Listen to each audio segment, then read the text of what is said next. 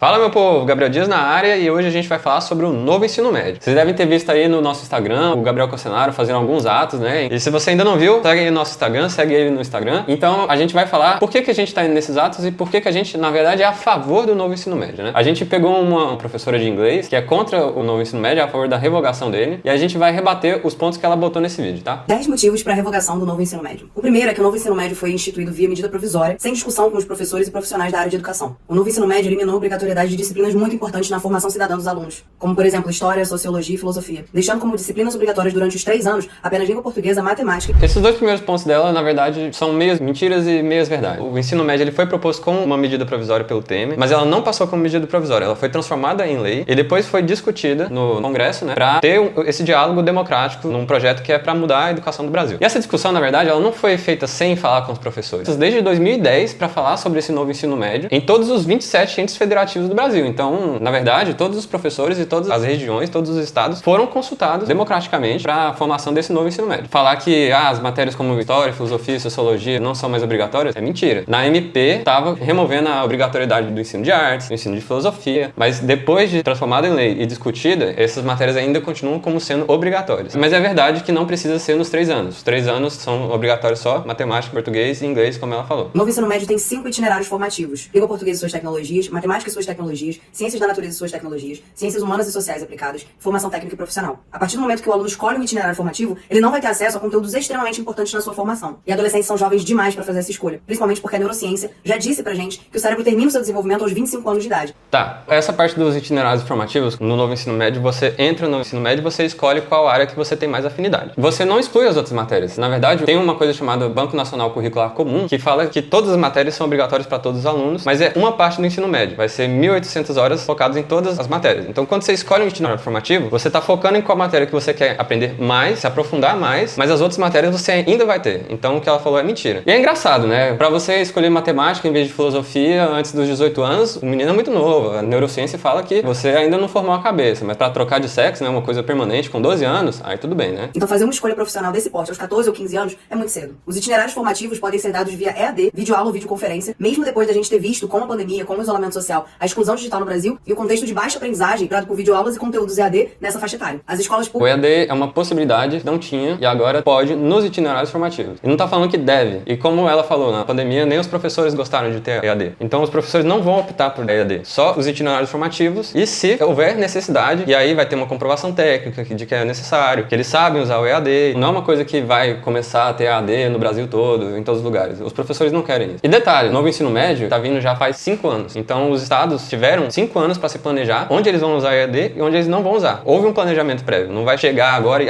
fomos pegos de surpresa. O EAD foi usado durante a pandemia porque foi um momento de emergência. Não podia sair de casa. Agora, o novo ensino médio, ele foi proposto em 2017 e com 5 anos para ser implementado. Os estados tiveram tempo para se planejar e eles têm que ser cobrados se eles usarem o EAD de forma errada. A gente não tem que falar que o novo ensino médio, ele tá errado. A gente tem que cobrar o planejamento certo do novo ensino médio. Porque, na verdade, a proposta é boa. É isso que a gente está defendendo aqui. Cobrar que seja bem implementado. Escolas públicas são obrigadas a oferecer apenas 2 itinerários formativos. E se não tiverem condições, vão fazer parcerias com instituições privadas que não precisam ser instituições de ensino. Além disso, a lei não estabelece qual a formação específica desses professores dos itinerários formativos, sendo necessário apenas um notório saber. O novo ensino médio... Então, tem um jogo de palavras aqui que ela fala que o ensino público tem que oferecer apenas 2. Então, é pelo menos 2. E por quê? Porque se você obrigar todas as escolas de ensino público a darem todos os itinerários formativos, eles não vão ter capacidade para isso. Limitar para pelo menos 2 permite uma flexibilidade em cada escola escolher quais áreas ela consegue ofertar itinerários de qualidade. E você falar que o ensino de itinerários formativos a partir de relações com instituições privadas é ruim, na verdade é você falar que a comunidade não pode se ajudar. Porque se a escola não tem a capacidade de fazer os itinerários formativos, ela tem a possibilidade agora de pedir ajuda para a comunidade, para uma indústria local, para um agricultor local, para ensinar aquelas pessoas a se profissionalizarem, você está falando que não existe uma possibilidade de comunicação e de ajuda da comunidade com a escola, né? E a escola não é só professor-aluno, a escola é uma relação de todos para todos. E sobre o notório saber, tem um problema aí que é, hoje já tem falta de professores. E a gente já usa o notório saber, ou uma complementação pedagógica, para engenheiros darem aula de matemática, de física e de química. O notório saber, na verdade, é um instrumento para ajudar a falta de professores que hoje tem no Brasil. E a gente vai ver que os itinerários formativos, na verdade, médio vão ajudar nisso. O novo ensino médio traz a priorização de um ensino tecnicista e conteudista que foca somente no mercado de trabalho, excluindo da formação dos nossos jovens e adolescentes disciplinas extremamente importantes para entender o funcionamento da sociedade e para desenvolver o pensamento crítico. Houve um aumento da carga horária do ensino médio sem o repasse de verbas para as escolas públicas, sem investimento na educação pública e sem nenhum programa de assistência social para os alunos que eventualmente precisem trabalhar ou ajudar seus pais, causando evasão escolar e sucateamento da educação pública. Esses dois pontos são interessantes porque parece que o ensino médio atual está formando gênio. Tá todo mundo muito bem, a formação tá muito boa e não tem que mudar. O ensino médio atual é conteudista. O novo ensino médio não é. Você aí que tá fazendo ensino médio agora, quando é que você vai usar cálculo estequiométrico? Calcular um mol? Quando é que você vai usar a reprodução das angiospermas, gimnospermas? Você vai usar matrizes na sua vida? Sabe, esses conteúdos não são úteis para as pessoas comuns. E aí, a evasão escolar hoje acontece porque a pessoa não vê sentido em estar no ensino médio porque isso não agrega para a profissão dele, não agrega para a vida dele. O conteudismo é do ensino médio atual. O novo é dividido em habilidades e competências. Ele não fala, por exemplo, em humanas que você tem que saber filosofia de Platão, de Aristóteles, que tá lá no antigo ensino médio. Não fala que você tem que saber sobre a escola de Frankfurt. Vou ler uma para você. Competência 6 da área de humanas. Identificar e caracterizar a presença do paternalismo, do autoritarismo e do populismo na política, na sociedade e nas culturas brasileiras e latino-americanas em períodos ditatoriais e democráticos, relacionando-os com as formas de organização e de articulação das sociedades, em defesa da autonomia, da liberdade, do diálogo e da promoção da democracia, da cidadania e dos direitos humanos na sociedade atual. Tá falando aqui qual perspectiva que você tem que ensinar? Na verdade, isso aqui tá dando liberdade pro professor ensinar como ele quer, a liberdade de cátedra que a gente queria. Então, se você quiser ensinar a partir da perspectiva conservadora, da filosofia clássica, show. Se você quiser fazer um progressismo como a escola de Frankfurt, ótimo. Mas você tem que fazer o aluno saber pensar, não é meter um monte de conteúdo na cabeça dele que ele não vai usar na vida e que não vai ser útil. Do jeito que ela fala e que esse pessoal fala, né, parece que o pessoal no Brasil tem, assim, uma moral cívica lá em cima. Eles sabem como votar, eles sabem qual que é o papel de um vereador, qual que é o papel de um deputado federal. Eles sabem tudo que é importante para a vida deles, né? Eles sabem até declarar imposto de renda. É claro que não. O novo ensino médio vai fazer isso acontecer se for bem fiscalizado, se tiver um investimento correto. Por exemplo, ela cita aqui o aumento da carga horária. Quem falou sobre o aumento da carga horária em 2012? Haddad, ministro da Educação do PT. É uma discussão que já vem decorrendo desde 2012 e agora que vai ser implementada. Tudo isso já tem sido discutido na educação brasileira há muito tempo. E aí, quando alguém decide implementar, dando prazo de 5 anos para se planejar, a gente não vai cobrar a federação, a gente não vai cobrar os estados a fazerem um trabalho bem feito. Isso aqui é um fruto de um trabalho coletivo e democrático da educação brasileira. O que a gente tem que cobrar é um investimento maior na educação. Vocês defendem, nós devemos um aumento do investimento na educação básica, e isso tem que ser feito. A gente investe menos que metade dos países da OCDE em alunos da educação básica. A gente fez esse pacto coletivo na Constituição de 88 a universalizar a educação. Se todo mundo tem que ter educação básica de qualidade, isso trouxe o combate da fome, porque teve merenda escolar. Isso trouxe a possibilidade dos pais deixarem os filhos em um local seguro, de crescimento pessoal, enquanto eles vão trabalhar. Então, agora que a gente universalizou, a gente tem que trabalhar para qualidade. E o novo ensino médio, como vocês estão vendo em todos esses pontos aqui, eles vão melhorar a vida das pessoas no consciente, por causa das competências e habilidades, e na formação profissional.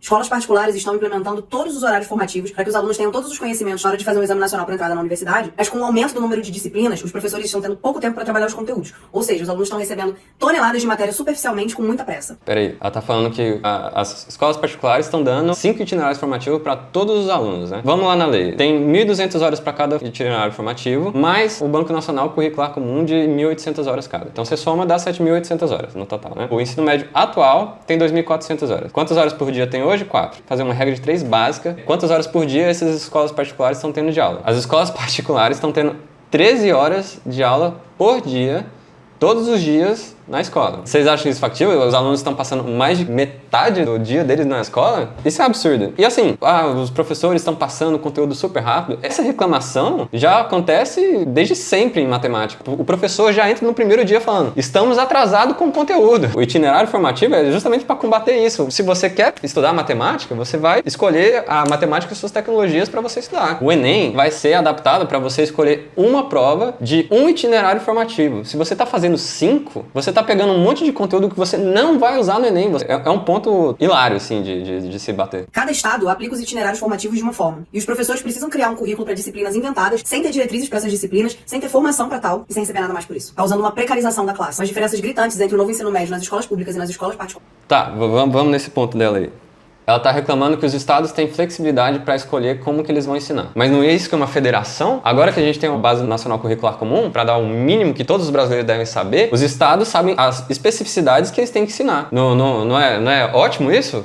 Se o pessoal aqui do Rio de Janeiro quiser saber a própria história, a história do samba, por exemplo, que eles saibam. Agora, se a gente quiser ir lá em Goiás, a gente estudar a história dos bandeirantes que chegaram lá, a história de expansão do ruralismo, a gente estuda. Agora, federalização da educação é perfeito. O ensino médio é competência do Estado. Então, você vai ter que cobrar o seu Estado para ele se organizar bem, em vez de você cobrar a União sobre quais conteúdos do ensino médio você tem que ensinar. Isso facilita a cobrança civil. E isso é o certo. Regionalizar a educação para tratar das especificidades daquela região. E essa coisa sobre ter as disciplinas inventadas, cobre seu Estado de fazer isso. Porque aqui no Rio de Janeiro, como que foi feito? Eles fizeram um formulário, uma consulta de todos os ensino médios, os mais de 1.100 ensino médios que tem aqui no estado. Todos eles escolheram quais itinerários formativos eles querem fazer. E ainda, nossa divisão tinha um itinerário formativo para a formação de professores. O novo ensino médio aqui no Rio de Janeiro e também em São Paulo vai ajudar na formação de novos professores. Aqui no Rio de Janeiro tem uma coisa chamada projeto de vida agora no ensino médio. Os alunos eles não vão escolher a Deus dará qual área que eles querem. O ensino médio vai falar com eles sobre qual é a aptidão dela, o que ela gosta, o que ela prefere. E aí eles vão ajudar a auxiliar ele durante os 3 anos em fazer um projeto de vida.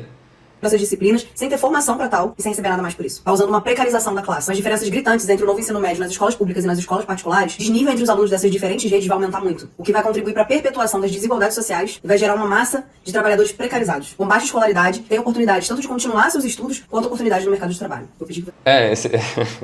Esse ponto é meio irônico, né? Porque ela falou que o ensino vai ser conteudista e formado para o mercado de trabalho, mas agora não vai ter uma massa de pessoas competentes para o mercado de trabalho, né? Então ela tem que se decidir qual que é o foco desse ensino médio. É para formar uma massa de trabalhadores ou para formar uma massa precarizada de trabalhadores? Esse desnível do ensino particular e público, ele já vem acontecendo já há 40 anos, como eu falei, desde a Constituição, né? E a gente tem que parar de ser contra projetos porque quem mandou eu não gosto, porque o Temer mandou.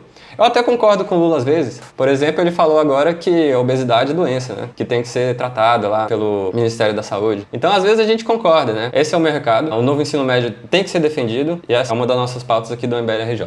Valeu? Tamo junto!